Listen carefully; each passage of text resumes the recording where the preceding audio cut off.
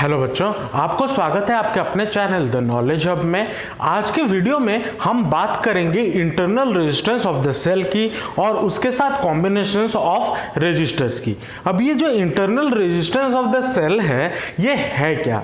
जैसे कि हमने ईएमएफ और टोटल इंटरनल क्या बोल रहा हूँ, जैसे हमने ईएमएफ और टर्मिनल वोल्टेज में देखा था।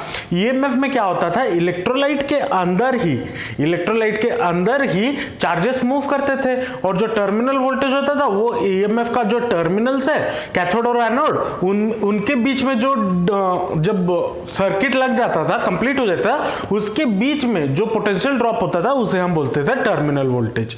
अगर उस वीडियो को आपने देखा नहीं है तो नीचे दिए गए डिस्क्रिप्शन में जरूर चेक कीजिए, वो वीडियो मिल जाएगा, या फिर आप ये वीडियो जिस प्लेलिस्ट में देख रहे हो उसी प्लेलिस्ट का पहला वाला वीडियो आप देख लीजिए ताकि आपका कॉन्सेप्ट जो है वो अच्छे से क्लियर हो जाए।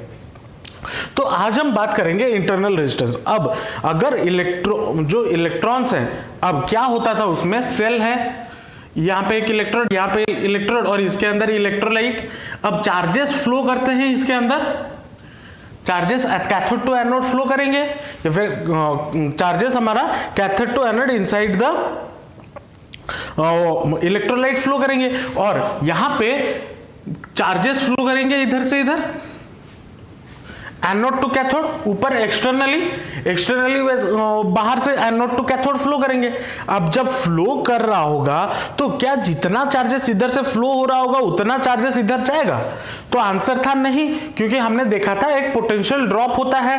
अब अगर ये नहीं होता है तो इस करंट को, या जो ये वोल्टेज जाता कहाँ है, ये वोल्टेज जाता है हमारा इलेक्ट्रोलाइट के अंदर ही रहता है, कहीं जाता नहीं है, और उसी चीज को बोलते हैं, वो क्यों नहीं जाता, क्योंकि वो रेजिस्टेंस प्रोवाइड करता है इलेक्ट्रोलाइट। तो जो इलेक्ट्रोलाइट जो हमें रेजिस्टेंस प्रोवाइड करता है इनसाइड द सेल, उसी को बोला जाता है internal resistance of the cell. तो the resistance offered by the electrolyte inside the cell to the flow of current is called internal resistance of the cell. अब इसको डिनोट किया जाता है स्मॉल आर से।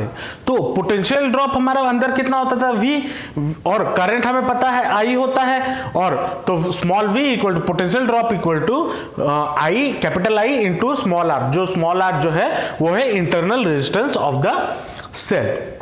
अब उसको रिप्रेजेंट हम इस तरीके से करते हैं, इस तरीके से, मतलब ये ईएमएफ हो गया सेल का और ये हो गया इंटरनल रेजिस्टेंस, ये सर्किट डायग्राम है। अभी हम देखेंगे कौन कौन से फैक्टर्स ऐसे हैं जो आपके internal resistance of the cell को अफेक्ट करता है। जनरली 4 फैक्टर्स होते हैं।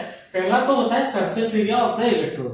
अब इसमें क्या होता है, देखिए अगर सरफेस एरिया ज्यादा होगा तो उसको जो सामने से, जो एनोड में से या कैथोड में से जो भी आ रहा होगा, कैथोड हो या एनोड आ रहा होगा, उसे ट्रैक करने में उसे इजी होगा। ज्यादा सरफेस एरिया मिलेगा तो ज्यादा क्राउडिंग नहीं होगा, मतलब कम रेजिस्टेंस होगा। तो जितना ज्यादा सरफेस एरिया जितना ज्यादा, अलग अलग से पेन से लिखते हैं ताकि आपको समझ में भी आ जाए। जितना ज्यादा सरफेस एरिया उतना कम इंटरनल रेजिस्टेंस, आइए लिख देते हैं, इंटरनल रेजिस्टेंस उतना कम, ठीक है। उसके बाद आता है डिस्टेंस बिटवीन द इलेक्ट्रोड। अब डिस्टेंस जितना ज्यादा होगा उसे आयंस को ट्रैवल करने में उतना ज्यादा टाइम लगेगा, तो उतना ज्यादा इंटरनल रेजिस्टेंस होगा।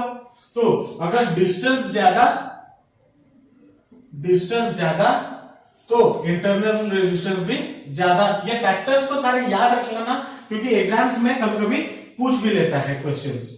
अब तीसरा, the nature and concentration of the electrolyte. अब नेचर एंड कॉन्सेंट्रेशन का मतलब, अगर आयन कॉन्सेंट्रेशन कम हो, मतलब एक इलेक्ट्रोलाइट आपने ऐसा लिया जिसमें आयन बन नहीं सकता, ठीक है, जो आयन इजीली बन नहीं सकता, तो अगर आयन इजीली बन नहीं सकता तो वो आयन ट्रैवल कैसे करेगा? अब ट्रैवल नहीं करेगा तो उससे ज्यादा इंटरनल रेजिस्टेंस। तो अब देखो, आयन ज्यादा अगर फॉर्म नहीं हो सकता, उससे क्या होता है, आयन अगर ज्यादा फॉर्म नहीं हो सकता तो उसका ज्यादा कॉन्सेंट्रेशन हो जाएगा। कॉन्सेंट्रेशन मतलब वो जल्दी टूटेगा नहीं। अब अगर जल्दी टूटेगा नहीं तो वो मूव नहीं कर सकता आयन के फॉर्म में। तो अगर आपका लेस आयनिक है, देन हाई हाई कॉन्सेंट्रेशन तो इंटरनल रेजिस्टेंस आपका भी हाई, ज्यादा। अब जो चौथा पॉइंट है टेम्परेचर ऑफ द इलेक्ट्रोलाइट, अब अगर टेम्परेचर ज्यादा होगा तो वो जल्दी जल्दी मूव करके चला जाएगा। अब जल्दी जल्दी अगर मूव करके चला गया तो सॉरी बच्चों, अगर जल्दी जल्दी मूव करके चला गया तो आपका इंटरनल रेजिस्टेंस कम, क्योंकि उसको जल्दी जल्दी निकल गया तो रेजिस्टेंस आपको कम मिलेगा। तो टेम्परेचर अगर ज्यादा तो इंटरनल रेजिस्टेंस कम। होपफुली आपको ये फैक्टर समझ में आया होगा। चलिए चलते हैं नेक्स्ट टॉपिक पे। अभी हमने जो टर्मिनल वोल्टेज, ईएमएफ और अभी जो पढ़ा internal resistance of the cell, उन तीनों में क्या रिलेशन है हम उसको थोड़ा एस्टैब्लिश करेंगे और उसको थोड़ा समझने की कोशिश करेंगे, और उसमें से एक इक्वेशन आएगा जो कि हमें न्यूमेरिकल सॉल्व करने में बड़ा हेल्प करेगा। तो चलिए देखते हैं तीनों के बीच क्या रिलेशन है। तो बच्चों अभी हम देखेंगे relationship between EMF, terminal voltage and internal resistance of the cell. अब मान लीजिए ये हमारे पास एक सर्किट है जिसमें एक एक्सटर्नल रेजिस्टेंस लगाया हुआ है कैपिटल आर, जो कि इसके साथ कनेक्टेड है। ईएमएफ एक बैटरी के साथ कनेक्टेड है या सेल के साथ कनेक्टेड है जिसका ईएमएफ है ई, और जो उसका रेजिस्टेंस है वो मान लीजिए स्मॉल आर, और इसमें से जो करंट जा रहा है वो मान लीजिए आपका है कैपिटल आई, और जो टर्मिनल वोल्टेज है वो मान लीजिए वी। अब total resistance in the circuit हमारा कितना हो जाएगा? Total resistance in the circuit हमारा कितना हो जाएगा? आपको यहां पे दिख रहा होगा, एक ये कैपिटल, एक आर ये है एक्सटर्नल रेजिस्टेंस, और एक जो छोटा सा रेजिस्टेंस है। मैं पूछ रहा हूं टोटल रेजिस्टेंस कितना हो गया, ये और ये, तो टोटल रेजिस्टेंस हमारा कितना हो गया? Capital R plus small R, ये हो गया टोटल रेजिस्टेंस। अब करंट इन द सर्किट, मतलब करंट जो इसमें से लिया जा रहा है, करंट फ्रॉम सेल कितना हो जाएगा? I will be equal to EMF by total resistance, total resistance ये होगा।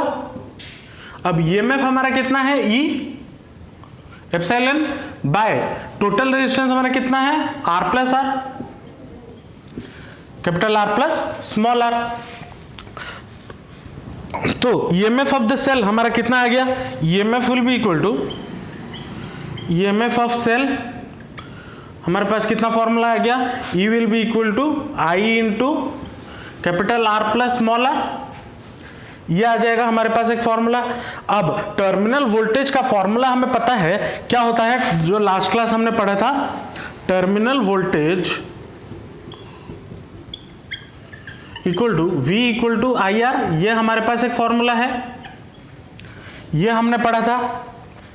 और जो इंटरनल रेजिस्टेंस की वजह से जो वोल्टेज ड्रॉप होता है, मतलब स्मॉल v इक्वल टू कितना पढ़ा था? I इंटू स्मॉल आर, ये भी पढ़ा था। अब उसमें ईएमएफ और टर्मिनल वोल्टेज के बीच में भी हमने लास्ट क्लास एक रिलेशनशिप एस्टेब्लिश किया था, जो कि था EMF equal to terminal voltage plus voltage drop, या फिर हम इसको ऐसे भी लिखते थे, voltage terminal voltage equal to EMF minus voltage drop, ऐसे भी लिखते थे, याद होगा आपको। अब अगर हम आर के जगह पे पुट करें R small R, internal resistance हमारा कितना हो जाएगा? ये इंटरनल रेजिस्टेंस अगर इसमें से, इस इक्वेशन में से मैं स्मॉल आर निकालने की कोशिश करूं, small R will be equal to small v by I, small v by I, ये हमें मिलता है। अब स्मॉल v बाय आई, अच्छा अब इस इक्वेशन में से अगर मैं कैपिटल V निकालूं, टर्मिनल वोल्टेज इक्वल टू, ये क्या कितना हो जाएगा? अच्छा स्मॉल v निकालते हैं, small v will be equal to कितना हो जाएगा? ईएमएफ माइनस वोल्टेज ड्रॉप या टर्मिनल वोल्टेज। तो इस स्मॉल v की जगह पे मैं ये भी डाल सकता हूं, EMF minus terminal voltage by E by I, ये डाल सकता हूं। अब ये I इक्वल टू हमारा कितना हो जाएगा? V इक्वल टू कितना फॉर्मूला था? आई आर, तो I will be equal to, इसमें से I will be equal to V by R, ये होगा। तो इसमें से I के जगह पे अगर मैं V बाय आर डाल दूं तो कितना हो जाएगा? V बाय आर, तो इसको अगर रेसिप्रोकल कर दे, E minus V into R by V, ये होगा। अब इसको अगर हम मल्टीप्लाई कर देते हैं तो E R by V minus, अच्छा इसको मल्टीप्लाई करेंगे, हाँ, तो E R by V minus V R by V, तो ये वी गेट्स कैंसल्ड, तो कितना बचा, E R by V minus R. अब इसमें से अगर हम आर कॉमन ले ले तो बचेगा क्या, ई बाय वी माइनस 1, ये बचेगा। तो हमारा ये एक फॉर्मूला निकल के आ गया। तो resistance equal to small R equal to voltage drop by current, या फिर EMF minus terminal voltage by current, या फिर R into EMF by terminal voltage minus 1। अगर हम करते हैं तो हमें इंटरनल रेजिस्टेंस मिल जाता है। तो ये था आपका इन तीनों के बीच रिलेशन। तो आज की वीडियो में मैं शायद इतना ही रखता हूं, इतने में ही रखते हैं, क्योंकि मैं नहीं चाहता ज्यादा लंबा वीडियो हो और आप समझ ना पाओ, क्योंकि इसके बाद वाला जो टॉपिक है वो है कॉम्बिनेशन ऑफ रेजिस्टेंस।